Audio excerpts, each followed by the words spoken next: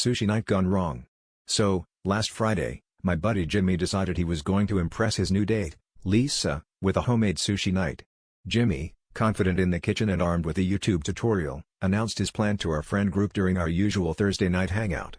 He boasted about the high-quality fish he'd sourced and the artisanal soy sauce he'd ordered.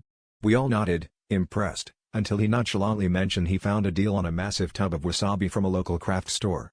It seemed odd, but hey, Jimmy was always finding quirky deals, like the time he bought 100 novelty socks because they were too cheap to pass up. The next day, he invited us over to help him set up. As we were chopping vegetables and trying to replicate the delicate art of sushi rolling, Jimmy proudly showed off his giant tub of wasabi. It was an alarming shade of green, not unlike the color of a child's art project. As I held the tub, I noticed it was unusually heavy and had a faint chemical smell. I asked him where exactly he got it, and he just waved his hand dismissively, mumbling something about a DIY paradise. I shrugged it off, figuring it was just another one of those strange things Jimmy does.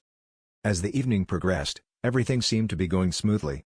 Lisa arrived, and Jimmy was charming and attentive, guiding her through the sushi-making process.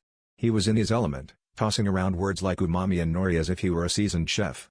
We all sat down to eat, and the moment arrived for the pièce de résistance, the wasabi. Jimmy encouraged everyone to add a generous dollop to their sushi. Lisa, trying to be a good sport, obliged, and we all followed suit. As I took a bite, a strange, salty sweet taste hit my palate, and I could see everyone else around the table experiencing the same confusion. That's when Lisa, with tears in her eyes from laughter, "Not wasabi," exclaimed, "Jimmy, I think your wasabi is Play-Doh."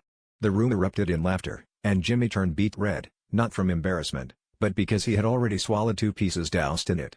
We couldn't stop laughing as he sheepishly admitted he'd bought it from the kids' crafts section, mistaking it for an artisanal blend. In the end, Jimmy learned a valuable lesson: always read the labels, especially when you're trying to spice up your love life.